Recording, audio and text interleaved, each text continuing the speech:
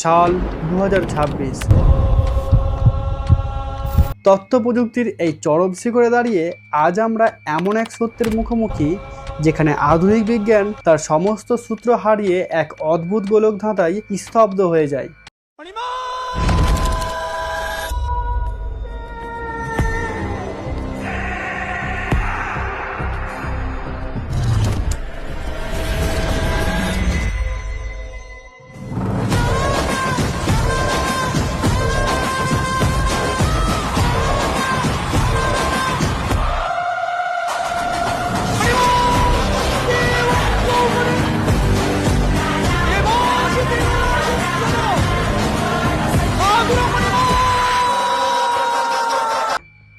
একদিকে উড়িষ্যার শ্রীক্ষেত্র পুরী, যেখানে প্রকৃতির সাধারণ নিয়মকে বুড়ো আঙুল দেখিয়ে বাতাসের উল্টো দিকে ওড়ে এক টুকরো কাপড়, আর অন্যদিকে আমাদের এই বাংলার মালদা জেলার কালিয়াচকের এক প্রান্তিক গ্রামে, যেখানে বাবর কিংবা মুঘল সাম্রাজ্য ভারতে আসারও বহু বছর আগে শুরু হয়েছিল এক ঐতিহাসিক মহোৎসব।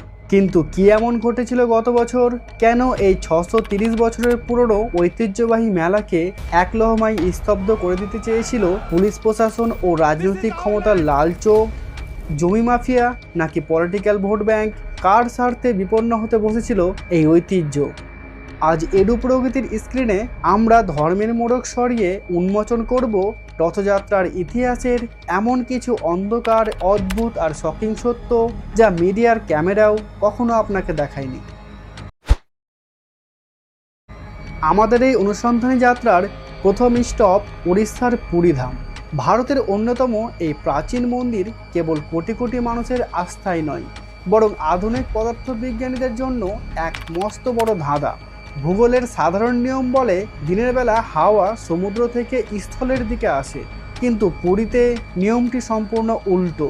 এখানে হাওয়া সবসময় স্থলভাগ থেকে সমুদ্রের দিকে ধেয়ে যায়, আর এই অদ্ভুত বাতাসেই ওড়ে মন্দিরের চূড়ায় থাকা 45 ফুট লম্বা সুতি কাপড়ের এই ধ্বজাটি। অবাক করা বিষয়, বাতাস যেদিকে বয় এই পতাকা তার ঠিক বিপরীত দিকে পথ করে ওড়ে।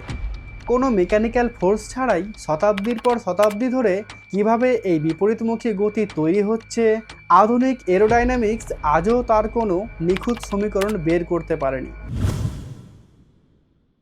রহস্য এখানেই শেষ নয়। তীব্র রোদের মধ্যেও এই মূল মন্দিরের কোনো ছায়া মাটির ওপর পড়ে না। লাইট রিফ্লেকশন বা আলো প্রতিফলনের কোনো সাধারণ সূত্র দিয়ে একে ব্যাখ্যা করা সম্ভব হয়নি। আর মন্দিরের ঠিক ভেতরে থাকা বিশ্বের সর্ববৃহৎ রান্নাঘরের কথাই ধরুন। প্রতিদিন লাকড়ির উনুনে 60টি মাটির পাত্র এইভাবে একটার উপর একটা রেখে রান্না করা হয় মহাপ্রসাদ। থার্মোডাইনামিক্স বলে আগুনের সবচেয়ে কাছে থাকা নিচের পাত্রটি আগে গরম হবে, কিন্তু পুরীর রান্নাঘরে নিয়ম সম্পূর্ণ উল্টো। সবচেয়ে নিচের পাত্রটি নয়, বরং সবার উপরে থাকা পাত্রের খাবার আগে সেদ্ধ হয়। রথযাত্রার ঠিক 15 দিন আগে জ্যৈষ্ঠ পূর্ণিমায় এক অলৌকিক রূপান্তর শুরু হয়।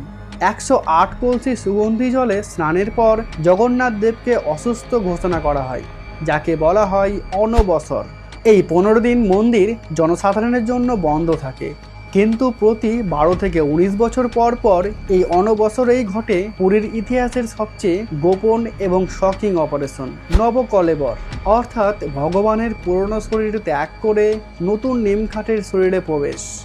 যে রাতে মূর্তির ভেতরে থাকা ব্রহ্ম পদার্থ পরিবর্তন করা হয়, সেই রাতে রাজ্য সরকারের নির্দেশে পুরো পুরী শহরের বিদ্যুৎ সংযোগ সম্পূর্ণ বিচ্ছিন্ন করে দেওয়া হয়। যে 4 জন প্রবীণ সেবায়িত এই কাজ করেন, তাদের চোখ ঘন কালো কাপড়ে বেঁধে দেওয়া হয়, হাতে পরানো হয় মোটা গ্লাভস।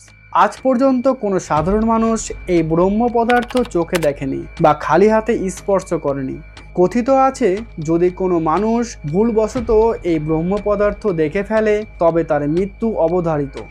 অনেকে মনে করেন এটি ভগবান শ্রীকৃষ্ণের অক্ষত হৃৎপিণ্ড, যা আজও স্পন্দিত হয়। বিজ্ঞান একে তেজস্ক্রিয় কোনো মহাজাগতিক বস্তু বলে ধারণা করলেও এর আসল সত্য আজও মন্দিরের গর্ভগৃহে তালাবন্ধ।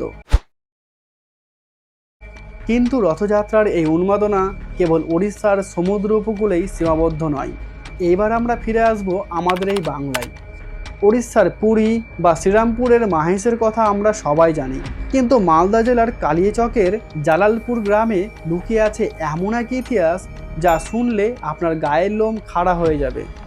ইতিহাস ও স্থানীয় পঞ্জিকা বলছে, আজ থেকে প্রায় 630 বছর আগে মুঘল সম্রাট বাবরের ভারত আক্রমণেরও বহু আগে এই জালালপুরে নিজস্ব দেবোত্তর জমিতে সূচনা হয়েছিল এই ঐতিহাসিক রথযাত্রার।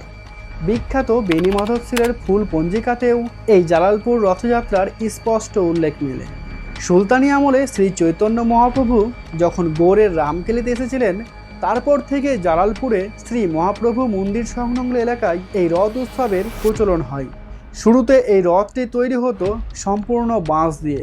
পরবর্তীতে প্রায় 125 বছর আগে গ্রামবাসীদের যৌথ উদ্যোগে তামা ও পিতলের চমৎকার কারুকার্য খচিত প্রায় 50 ফুট উঁচু একটি বিশাল লোহার রথ তৈরি করা হয়।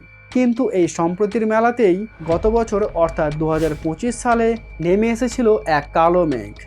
2025 সালের জুন মাস আইনশৃঙ্খলা ও সাম্প্রদায়িক সংবেদনশীলতার অজুহাত দেখিয়ে স্থানীয় পুলিশ প্রশাসন আকস্মিকভাবে এই 629 বছরের প্রাচীন রথ মেলার অনুমতি দিতে অস্বীকার করে।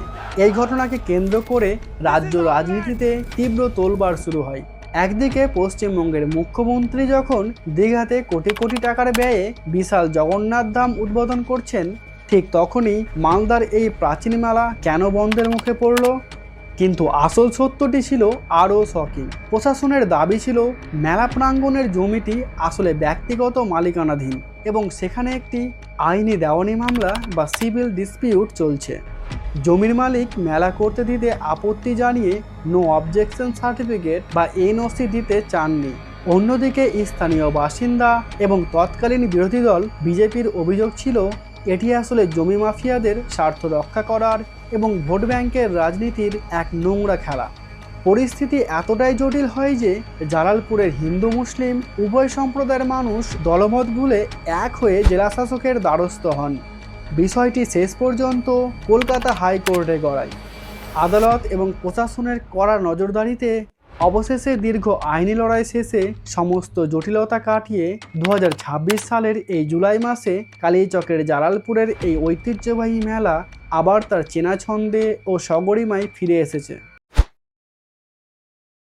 পুরীর অলৌকিক ও অব্যাখ্যাত বৈজ্ঞানিক রহস্য থেকে শুরু করে মালদার কালিয়াচকের জালালপুরের ঐতিহাসিক রাজনৈতিক লড়াই, রথযাত্রা আমাদের এইটা মনে করিয়ে দেয় যে মানুষের বিশ্বাসের শক্তি যে কোনো আধুনিক লজিক বা পলিটিক্যাল পাওয়ারের চেয়ে অনেক বেশি শক্তিশালী। রথযাত্রা মানে কোনো ভেদাভেদ নয়। রথের মেলা, পাঁপড় ভাজার সেই চিরন্তন গন্ধ আর রশির এক একটা টান আমাদের সবাইকে এক সুতোয় বেঁধে রাখে। মালদার কালিয়াচকের এই ঐতিহাসিক রথযাত্রা নিয়ে আপনার কোনো ব্যক্তিগত অভিজ্ঞতা বা মতামত থাকলে তা নিচে কমেন্ট করে আমাদের জানান। তথ্যভিত্তিক ও অনুসন্ধানী এই ধরনের আরও ডকুমেন্টারি ভিডিও দেখতে লাইক, শেয়ার এবং সাবস্ক্রাইব করুন আপনাদের প্রিয় চ্যানেল এডু প্রগতি। দেখা হচ্ছে পরের ভিডিওতে অন্য কোনো ইতিহাসের পর্দাফাঁস করতে। ভালো থাকুন, সুস্থ থাকুন। জয় জগন্নাথ।